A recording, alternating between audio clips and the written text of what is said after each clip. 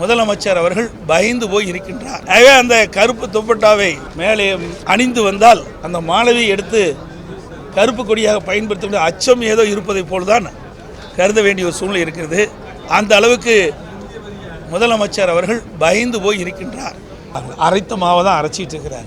இந்த ஆளுநர் உரையில் புதிய எந்த ஒரு பெருந்திட்டமும் அறிவிக்கப்படவில்லை. ஆனால் 500 பள்ளிகளை தனியாருக்கு தாரை வார்ப்பதாக அரசிலிருந்து வெளியிடப்பட்ட செய்தி பத்திரிகையிலும் ஊடகங்களும் வந்துள்ளன. மேதகு ஆளுநர் உரையை இன்றைக்கு சட்டமன்றத்திலே ஆளுநர் அவர்களால் உரையாற்றுகின்ற இந்த நேரத்தில்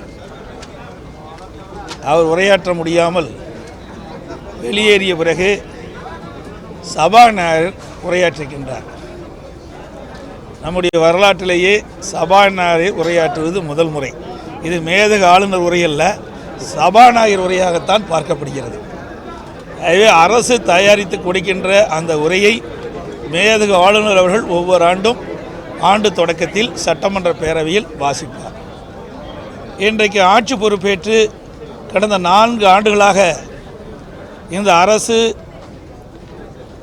மேதகு ஆளுநரில் என்ன இடம்பெற்றிருந்ததோ அதையே தான் தொடர்ந்து வெளியிட்டு கொண்டிருக்கின்றார்கள். அரைத்த மாவை தான் அரைச்சிட்டு இருக்கிறார்கள்.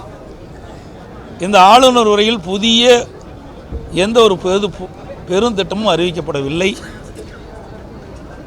அதோடு ஏற்கனவே 4 ஆண்டுகளமாக மேதகு ஆளுநரில் இடம்பெற்றிருந்த எந்த திட்டத்தையும் நடைமுறைப்படுத்த என்று சொன்னால் பல திட்டங்கள் நடைமுறைப்படுத்தவில்லை என்பதுதான் யதார்த்த உண்மை. இன்றைய தினம் ஆளுநர் உரையில் 2030ஆம் ஆண்டுக்குள் தமிழகத்தை $1 டிரில்லியன் பொருளாதாரத்தை உயர்த்துவோம் என்று புதிய என்ற ஒரு அறிவிப்பை வெளியிட்டிருக்கின்றார்கள். அதோடு தரமான கல்வி வழங்குவோம் என்று கூறியுள்ளார்கள். ஆனால் 500 பள்ளிகளை தனியாருக்கு தாரை வார்ப்பதாக அரசிலிருந்து வெளியிடப்பட்ட செய்தி பத்திரிகையிலும் ஊடகங்களும் வந்துள்ளன. அனைத்து இந்திய அண்ணா திராவிட முன்னேற்ற கழகம் இருக்கின்ற காலகட்டத்திலேயே இன்றைக்கு ஆரம்ப பள்ளியாக இருந்தாலும் சரி, நடுநிலைப் பள்ளியாக இருந்தாலும் சரி, உயர்நிலைப் பள்ளியாக இருந்தாலும் கல்வி கற்புடைய எண்ணிக்கை உயர்த்துகின்ற விதத்தில் பல கல்லூரிகளையும் பல பள்ளிகளை நாங்கள் திறந்தோம். ஆரம்ப பள்ளி திறந்தோம், நடுநிலைப் பள்ளி திறந்தோம், உயர்நிலைப் பள்ளி திறந்தோம், மேல்நிலைப் பள்ளி திறந்தோம். அதனால் கல்வி வளர்ச்சி அபரிதமாக இருந்தது. கல்வி கற்புடைய நிலை உயர்த்தது. அதே போல் அதிமுக ஆட்சி இருக்கின்ற பொழுது மத்திய அரசு 2030இல் நிர்ணயிக்கப்பட்ட அந்த இலக்கை 2019-20லேயே உயர்கல்வி படிக்கக்கூடிய எண்ணிக்கை உயர்த்தி இந்தியாவிலேயே முதல் மாநிலம் தமிழ்நாடு என்ற பெருமையை பெற்றது என்பதையும் இந்த நேரத்தில் குறிப்பிட்டு சொல்ல விரும்புகிறேன். அதுபோல் நபார்டு மற்றும் கிராம சாலைகளே ஏற்கனவே தொடர்ந்து இருக்குது. அதுக்கு இன்றைக்கு பெயர் மாற்றம் பண்ணி முதலமைச்சர் பெயரை சூட்ட வேண்டும் என்ற அடிப்படையில் இன்றைக்கு ஊரகச்சாலை என்று முதலமைச்சருடைய ஊரகச்சாலை என்று பெயர் மாற்றிருக்காங்க. பெயரை மாற்றுறது தான் இவருடைய சாதனை, வேறு எதுவும் இல்லை. ஏற்கனவே இந்த ஊரகச்சாலைகள்லாம் நபார்டு திட்டத்தின் மூலமாக நிதி வாங்கி தான் செயல்படுத்துகிறோம். அதுக்கு முதலமைச்சருடைய பெயரை இன்றைக்கி சூட்டியிருக்கிறாங்க. அதோட தேர்தல் நேரத்தில் மாண்புமிகு முதலமைச்சர் அன்றைக்கு எதிர்க்கட்சி தலைவராக இருந்தார், திமுகவுடைய தலைவராக இருந்தால் பரப்புரையில் பேசுகின்ற பொழுது 2021 சட்டமன்ற பொதுத் தேர்தலின் போது தமிழ்நாடு முழுவதும் பல்வேறு இடங்களில் அவர் தேர்தல் பிரச்சாரத்தின் போது குறிப்பிட்டது, எப்பொழுது வேண்டாலும் என் அறைக்கு மனு கொடுக்கலாம்னு சொன்னார். எத்தனை பேர் போய் முதலமைச்சர் அறையில் போய் மனு கொடுத்துருக்குறாங்க? ஏன்னா ஆனால் உண்மையில் கோட்டைக்கு வருகிற சாலையில் கூட மனு வழங்குவதற்கு தடை இருக்குது. யாருமே கோட்டைக்குள் வர முடியாத சூழ்நிலை தான் இருக்குது. அதோட நேற்று ஒரு நிகழ்ச்சியில் முதலமைச்சர் அவர் கலந்துக்கிட்டாங்க. அந்த நிகழ்ச்சியில் மாணவிகள் அணிஞ்சிருந்த துப்பட்டாவை கழட்டி வச்சுட்டு தான் அந்த நிகழ்ச்சியில் பங்கு பெற வேண்டும் என்று ஒரு ஆணை பிறப்பித்து அந்த ஆணைக்கு இணங்க கருப்பு துப்பட்டா அணிஞ்சிங்கெல்லாம் அதை வெளியில் வச்சுட்டு தான் அந்த நிகழ்ச்சியில் பங்கு பெற்றாங்க. இன்றைக்கு இருக்கின்ற முதலமைச்சர் ஸ்டாலின் அவர்கள் கருப்பை கண்டால் ஏன் இவ்வளோ அச்சப்படுகிறார்? ஏன் இவ்வளோ அதிர்ச்சிக்கு உள்ளாகிறார்? ஆகவே அந்த கருப்பு துப்பட்டாவை மேலே அணிந்து வந்தால் அந்த மாணவியை எடுத்து கருப்பு கொடியாக பயன்படுத்த அச்சம் ஏதோ இருப்பதை போல்தான் கருத வேண்டிய ஒரு சூழ்நிலை இருக்கிறது. அந்த அளவுக்கு முதலமைச்சர் அவர்கள் பயந்து போய் இருக்கின்றார். போதைப் பொருளை பற்றி சொல்லியிருக்கிறாங்க. நான் ஏற்கனவே ஒவ்வொரு முறையும் இதே இடத்தில் கடந்த 3 ஆண்டுகளாக தொடர்ந்து ஊடகத்தின் வாயிலாக பத்திரிகையின் வாயிலாக வலியுறுத்தி வருகிறேன். தமிழகத்தில் போதைப் பொருள் அதிகரித்து வருகிறது, போதை நடமாட்டம் அதிகரிக்கிறது. இன்றைக்கு கிராமத்திலிருந்து நகரம் வரை அனைத்து இடங்களிலும் தங்குதடையின்றி கஞ்சா மற்ற போதைப் பொருட்கள் விற்பனை ஜரூராக நடைபெறுகிறது. இதை இரும்பு கரம் கொண்டு அடக்க வேண்டும் என்று இன்றைய முதலமைச்சர் ஸ்டாலின் அவரிடம் பலமுறை வலியுறுத்தியிருக்கின்றேன். இந்த விடியா திமுக அரசு இடத்தும் கோரிக்கை வைத்திருக்கின்றேன். ஊடகத்தின் வாயிலாக, பத்திரிகையின் வாயிலாக, அறிக்கையின் வாயிலாக, ஏன் சட்டமன்றத்திலும் வலியுறுத்தி பேசியிருக்கின்றேன். இதை முறையாக நடவடிக்கை எடுக்கப்பட்டிருந்தால் இதை தடுத்து நிறுத்தியிருக்கலாம்.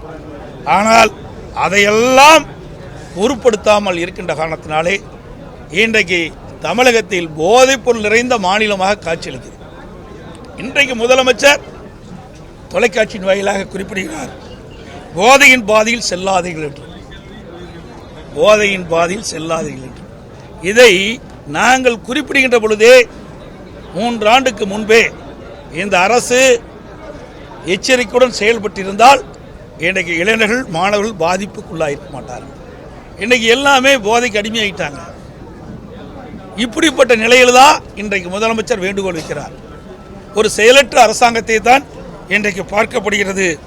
அது மட்டுமல்ல, இந்த கஞ்சா போதையினால் இன்றைக்கு இளம் வயதினர்கள், இளைஞர்கள் கடுமையாக பாதிக்கிறாங்க. இந்த கஞ்சா போதையினால்தான் சிறுமிகள், பெண்கள், வயதான பாட்டி கூட பாலியல் கொடுமைக்கு ஆளாக்கப்படுகிறது. இந்த ஆட்சியில் தான் சிறுமி முதல் பாட்டி வரை பாலியல் வன்கொடுமைக்கு ஆளாகின்ற ஒரு மாநிலமாக தமிழ்நாடு விளங்குகிறது. இது மிக மிக கேவலமானது, வெட்கக்கேடானது என்பதை நேரத்தில் பதிவு செய்ய விரும்புகின்றேன். அது மட்டும் இல்லாமல் இந்த ஆட்சியை பொறுத்த வரைக்கும் இந்த மேதக ஆளுநர் என்பது இன்றைக்கு மாறி போய் இன்றைக்கு சபாநாயகர் உரையாக மாறிடுது. இந்த உரையில் பார்ப்பதற்கு காற்றடித்த பலூன் போல் பெரிதாக உள்ளதை தவிர, பார்ப்பதற்கு காற்றடித்த பலூன் போல் பெரிதாக இருப்பதை தவிர உள்ளே எதுவும் இல்லை. ஆளுநர் உரை மாற்றப்பட்டு இன்றைய தினம் சபாநாயகர் உரையாக காட்சியளிக்கின்றது. இந்த உரையில் திமுக அரசின் சுய விளம்பரம் தேடிக் கொண்டிருப்பதை தவிர இதில் வேறு எதுவும் இல்லை. இப்போ அண்ணா பல்கலைக்கழக விவகாரத்தை நீங்கள் என்ன பண்ணீங்க சார்? நாங்கள் தான் பதாகை எடுத்துக்கிட்டு போய் இந்த அரசுடைய கவனத்தை ஈர்க்க வேண்டும். இனியும் இந்த அரசு தூங்கிக் கொண்டு இருக்கக்கூடாது என்ற விழிப்புணர்வை ஏற்படுத்த வேண்டும் என்று தான் இந்த பதாகை கொண்டு போகணும். யார் அந்த சார்? ஏன் இந்த அரசு பதட்டப்படுது? மாற்றி மாற்றி அமைச்சர்கள் அறிக்கை விட்டுக்கிட்டு இருக்கிறாங்க. யார் அந்த சார் என்று கேட்டால் இவர்களுக்கு ஏன் இவ்வளோ கோபம் வருது? இன்றைக்கு பாலியல் வன்கொடுமைக்கு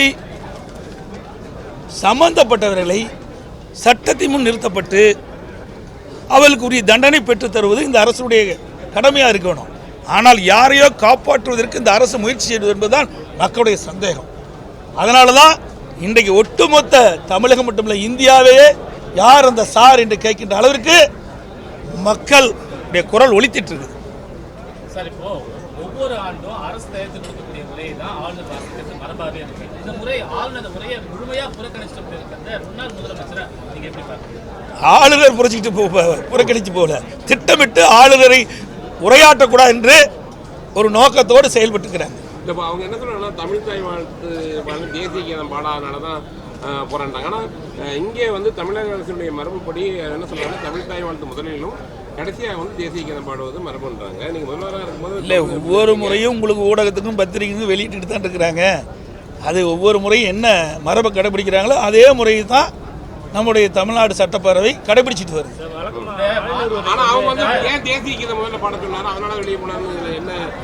அதெல்லாம் கிடையாது. ஒவ்வொரு முறையும் இதே ஆளுநர் தானே வந்துட்டு இருக்காரு 3 வருஷமா.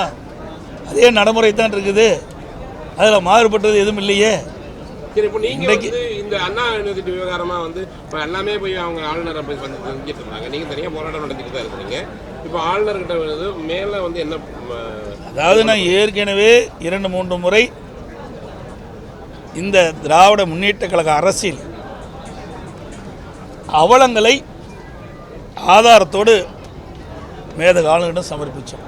அதுக்கு எந்த நடவடிக்கையும் வரல, புரியுதா? அதனால் சட்டப்பூர்வமாக நடவடிக்கை எடுக்க வேண்டும் என்ற அடிப்படையில் தான் அனைத்திந்திய அண்ணா, நீங்கள் எல்லா பத்திரிகை ஊடக நம்பர்லேயும் ஒரு தவறான செய்தி வெளியிட்டுக்கிறீங்க, ஒரு சில ஊடகத்தை வந்து இது தானாக நீதிமன்றம் வந்து இந்த அண்ணா பல்கலைக்கழக மாணவி வழக்கை எடுக்கலை.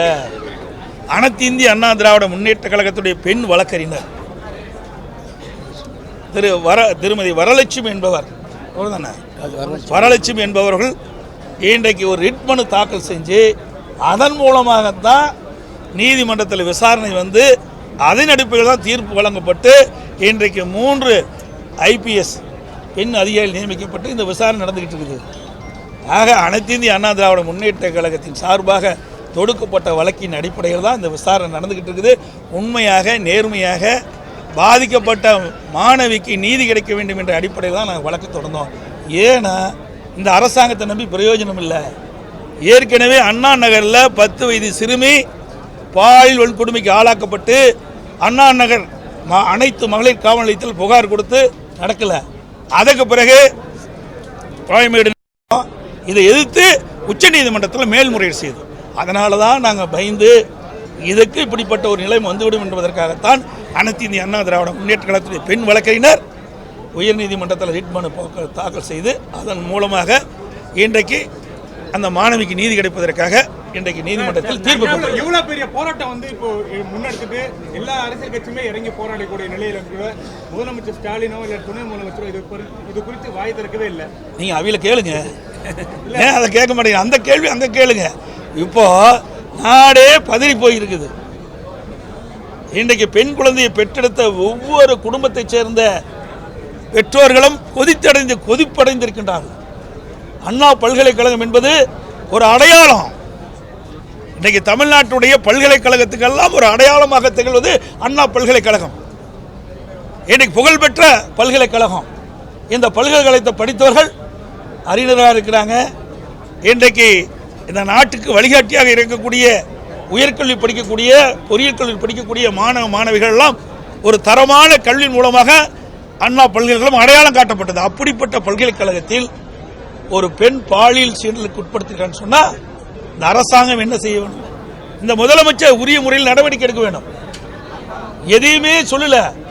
தப்பு இருக்குது, குற்ற உணர்வு இருக்குது, அதனாலதான் அவர்களால் பேச முடியல. இந்த விவகாரத்தில் அதிமுக அரசுக்கு எதிராக நம்முடைய கோஷமாக எழுப்புறீங்க, அதே நேரத்தில் காங்கிரஸ் வந்து ஆளுநருக்கு எதிராக வந்து எழுப்புறாங்க. இதை எப்படி பார்க்குறீங்க? அதாவதுங்க, நீங்க அரசுக்கு எதிராக இல்லை, மாணவிக்கு நியாயம் கிடைக்க வேண்டும் என்ற அடிப்படையில் நாங்கள் போராட்டம் பண்றோம்.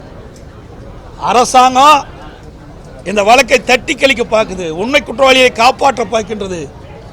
உண்மை குற்றவாளிகள் வெளிச்சத்துக்கு கொண்டு வர வேண்டும், உண்மை குற்றவாளி தண்டிக்கப்பட வேண்டும். இனி இப்படிப்பட்ட சம்பவம் தமிழகத்திலே நடைபெறக்கூடாது என்ற அடிப்படையில் அதிமுக செயல்பட்டுக் கொண்டிருக்கின்றது.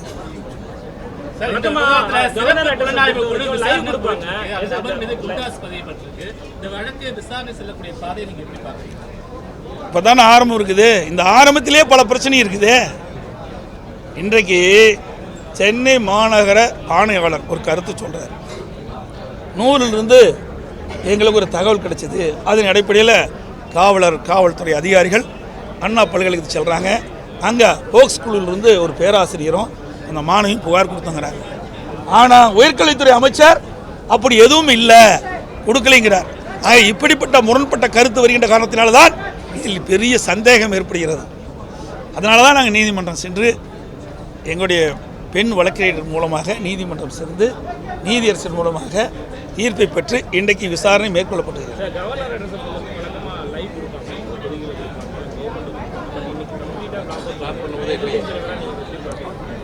எதிர்கட்சி தலைவரை நீங்க தான் சொல்றீங்க. சட்டமன்றத்தில் எங்க எதிர்கட்சி தலைவர் பேசுறது ஒளிபரப்புறாங்க? கிடையாது. என்னடதே எடிட் பண்ணிடுறாங்கல்ல. ஒரு பிரதான எதிர்கட்சி என்ன கேள்வி கேட்கின்றதோ அதை ஒளிபரப்பு பண்ணாதான் அங்கே இருக்கிற முதலமைச்சரோ அல்லது பிற அமைச்சர்களோ பதில் சொன்னால் அது மக்களுக்கு புரியும். ஆனால் நாங்கள் கேட்குற கேள்வியை இருட்டடிப்பு பண்ணிடுறாங்க. ஆனால் அவர்கள் சொல்லிக்கிட்ட பதில் மட்டும் வெளியில் வருது. எல்லாத்துக்குமே இருட்டடிப்பு தான். இந்த அரசாங்கமே இருக்குதா இல்லையாங்கிறது தெரியல. இந்த அரசாங்கம் சரியாக செயல்படுதா இல்லையா என்பது ஊடக நபர்களும் பத்திரிகைகளும் மக்கள் தான் தீர்மானிக்க வேணும். சார், இந்த ஆட்சியில தான் போராட்டத்துக்கு நாங்கள் அதிகமாக அனுமதி கொடுத்துருக்கோம் அப்படின்னு சொல்றாங்க. ஆனால் இப்போ வரைக்கும் இந்த போராட்டத்திற்கு அனுமதி கொடுக்காம, இந்த விவகாரத்தில் மட்டும் அனுமதி கொடுக்காம போராட வரமுறை சேர்த்து கைது பண்ணிட்டாங்க இன்று அதிமுக உட்பட. ஏங்க இப்படி இல்லைங்க, நீங்கள் தவறான கேள்வி கேட்குறீங்க. ஒவ்வொரு முறையும் போராட்டம் பண்ணிக்கின்ற பொழுது எப்பொழுதுமே அனுமதி கொடுத்ததே கிடையாது. இன்னும் சொல்ல போனால் பொன்மனச்செம்மல் புரட்சி தலைவர் எம்ஜிஆருடைய பிறந்தநாள் விழா, இதேதையும் புரட்சி தலைவர் அம்மாவுடைய பிறந்த விழா, அந்த பொதுக்கூட்டத்துக்கு கூட இந்த அரசாங்கம் அனுமதி கொடுக்கறது இல்லை. கரூரில் பார்த்தீங்கன்னா ஒவ்வொரு முறையும் நீதிமன்றம் சென்று பர்மிஷன் வாங்கி தான் கூட்டம் நடத்துகிறோம். இப்படிப்பட்ட அவலம் தான் தமிழகத்தில் இருக்குது. ஆனால் அனைத்து இந்திய அண்ணா திராவிட முன்னேற்ற கழக அரசு இருக்கின்ற பொழுது ஆயிரக்கணக்கான போராட்டத்துக்கு நான் அனுமதி கொடுத்தோம். கொஞ்சம் நஞ்சம் இல்லைங்க, எல்லா ஊடகத்தையும் தெரியும், பத்திரிகையும் தெரியும். நாங்கள் கொள்கை விளக்க குறிப்பிலே நாங்கள் தெரிவிச்சிருக்கிறோம். அனைத்து இந்திய அண்ணா திராவிட முன்னேற்ற கழக ஆட்சி இருக்கின்ற பொழுது இது ஒரு ஜனநாயக நாடு. இந்த ஜனநாயக நாட்டில் ஒவ்வொருவருக்கும் ஒரு உரிமை உண்டு. ஜனநாயக முறைப்படி போராட்டம் நடத்துவதற்கு அனைத்து இந்திய அண்ணா திராவிட முன்னேற்ற கழக அரசில் அனுமதி கொடுத்த அரசாங்கம் அதிமுக அரசாங்கம். இந்த அரசாங்கம் அப்படி இல்லை, எதுக்குமே அனுமதி கொடுப்பதில்லை. கூட்டணி கட்சிக்கே அனுமதி கொடுப்பதில்லை. இன்றைக்கு இடது கம்யூனிஸ்ட் மார்க்சிஸ்ட் கம்யூனிஸ்ட் அதனுடைய முன்னாள் தலைவர் கே பாலகிருஷ்ணன் அவர்கள் ஒரு கருத்து சொன்னார். அவருக்கு ஏற்பட்ட அந்த பாதிப்புக்குள்ளான கருத்தை தான் சொல்றார். அது கூட உரிமை கிடையாது. கூட்டணி கட்சியில் இருக்கின்றவர்களுக்கு இப்படிப்பட்ட நிலைமைனா எதிர்கட்சிக்கு எப்படிப்பட்ட நிலைமை என்பதை மக்கள் உணர வேண்டும். அனைத்து ஊடகங்களுக்கும் பத்திரிகைகளுக்கும் வணக்கம், நன்றி. கோஷம்